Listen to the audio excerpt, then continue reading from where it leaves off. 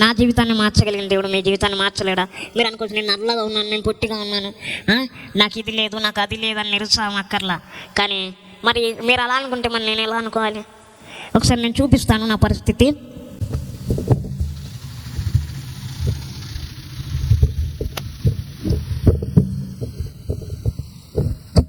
చూడండి, ఒకసారి నన్ను చూడండి. సరిగా నడవలేను. ఒక 4 అడుగులు వేస్తేనే ఆయాసం వచ్చేస్తుంది. ఎక్కువ తిన్నా ఆయాసపడతా, నడవలేను. ఇట్లా ఒక 10 నిమిషాలు, 10 నిమిషాలు కూడా కాదు, 5 నిమిషాలే నిలబడ్డానే అనుకో, కింది నుండి పాదం నుండి ఇక్కడ దాకా లాక్కొడుతుందండి. అంత నొప్పి కలుగుతూ ఉంటుంది, వల్ల నొప్పి ఉంటుంది. కానీ ప్రభు నన్ను ఎందుకు ఎన్నుకున్నాడు? అది నా గొప్పతనం కాదండి, అది ఆయన ప్రణాళిక. Prize lord.